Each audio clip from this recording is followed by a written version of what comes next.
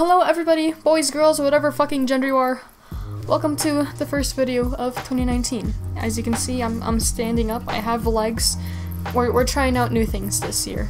Before I get into this video, I just want to say, what the fuck happened while I was away? My friend Prism, by the way, you should check out his music, he's a pretty good producer. He posted my top 10 on the Fantano subreddit, and then too much happened, so thank you to all of the new people that have come to subscribe and support the channel. I'm just very grateful, and I just can't thank you guys enough. It means a lot to me. Anyways, enough rambling. This video right here is gonna be the new start to a series called Review Rush, where I just review albums that have came out, and if you haven't read by the title already, the albums that I have listened to on January and that I will be discussing in this video are James Blake's Assume Form, Maggie Rogers with Heard It in a Past Life, and last but not least, the new Bring Me the Horizon album, Ammo. I know it's not a lot, only 3 albums in this video, but I'm testing out the waters here, okay? Give me a break. Without further ado, let's go ahead and discuss the new James Blake album, Assume Form. The beginning half of this album was really good, and even the bangers like Mile High or Tell Them still carried that dark, soothing sound, but the second half of the project was just pretty for me. Yeah, there were a few highlights in there, like the track Horse to Catch, or Are You in Love, that was also pretty good. I know that this album was supposed to be a very slow, dramatic, and like chilling listen,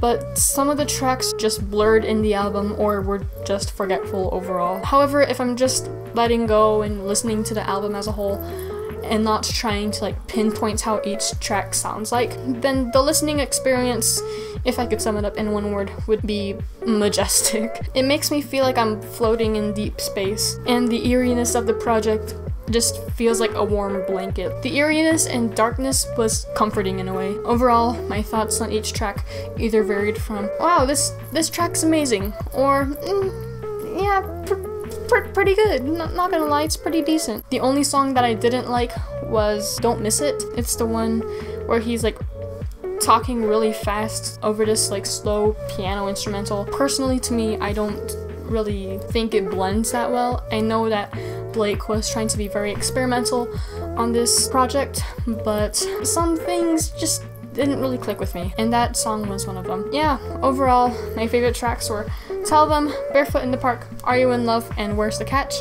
And my least favorite, obviously, as mentioned before, was Don't Miss It. We're popping this bad boy out again. Yeah, this James Blake album is, I'd put it in the savory category, very savory. Obviously, there's a hint of sweet and spicy in there, but mostly savory. Next album, Maggie Rogers, Heard It in a Past Life. It was a pretty decent first album for Maggie. It was cute, poppy, bubbly, and other synonyms of that sort. Not really those type of albums where you get to like really sit down and have to process and listen to it, but it's just good background music when you're doing something else, or music when you feel like you're channeling your inner quirky teen.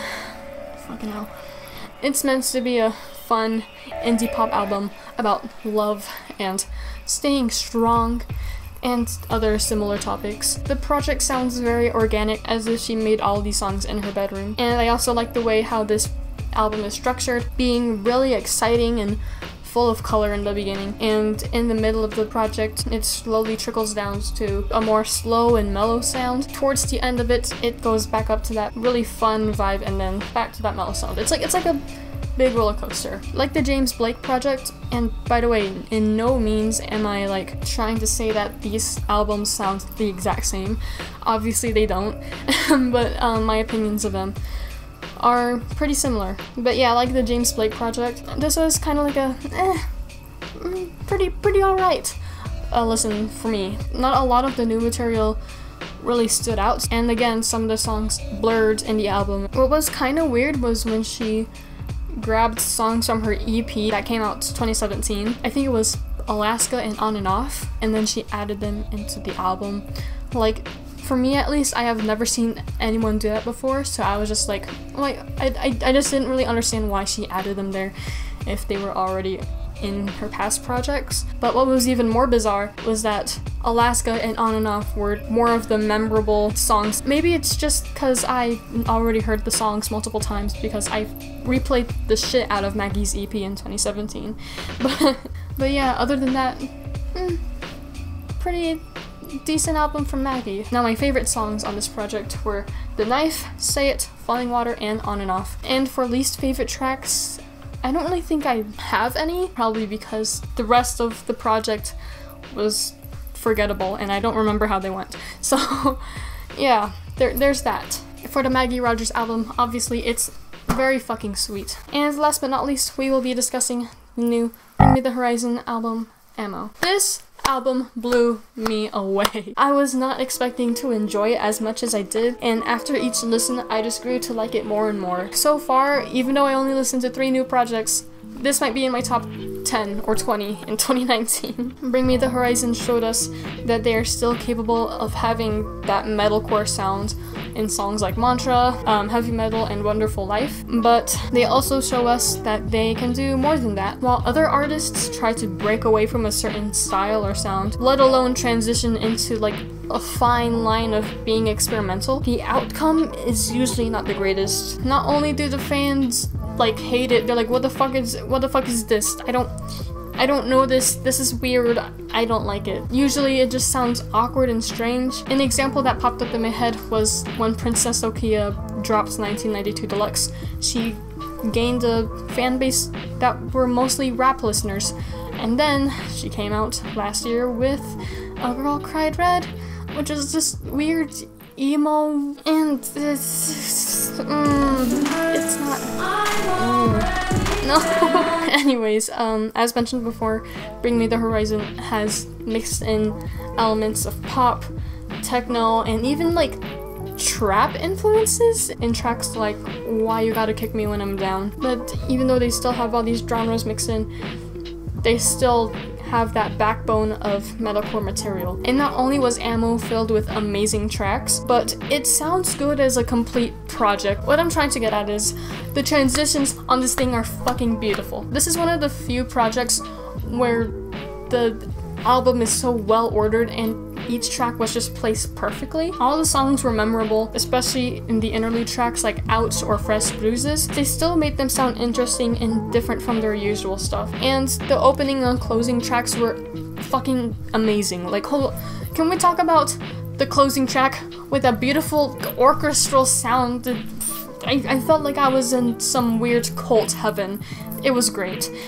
And I'm gonna talk about the opening track for a bit here. It was more slow in the beginning, and then it transitions into Mantra. Like, it still doesn't sound too awkward of a transition. When I listened to the opening track, I forgot what it was called because they got fucking sentences for titles, I swear. But the opening track was very slow and dramatic and just creepy. Legit, when I was listening to this, I imagined these weird alien creatures or whatever just like standing over me and injecting me, like slowly injecting me with some weird shit, and then the anticipation just keeps building up and up. And then once that hits, it's very in your face and explosive. At that point, I imagined myself spazzing out as a side effect to the weird injection alien shit. Analogies, gotta love them. Bring Me the Horizon has matured a lot over the years. I have heard their past stuff before because I was a little emo bitch in 7th grade. Hold on. Give me a moment. Yeah, I had this in my CD collection. We're gonna just put this away. We're gonna pretend that it doesn't exist, because it's giving me flashbacks to when I fucking wanted to live in Hot Topic. Anyways, if you're curious, my favorite tracks are Nihilist Blues, Wonderful Life, I Don't Know What to Say, Sugar Honey Ice and Tea, and In the Dark. The only song out of that entire project that I didn't like was Mother Tongue. For me, it didn't stand out as much as the rest of the album. For Ammo, I will be putting it in probably Sour and Savory. If you are a metalcore fan and if you do listen to Bring Me the Horizon, then you probably would be a little bit like confused. And yeah, that's really it. If you guys want me to review more albums and do something like this again, like this video and comment and all that other stuff. If you want to suggest any albums that are going to be coming out in February or any of the other upcoming months in 2019, then you can also leave those in the comment section below. Follow me on my Spotify, Twitter, Instagram, and all that other great stuff, and I'll see you guys in the next video.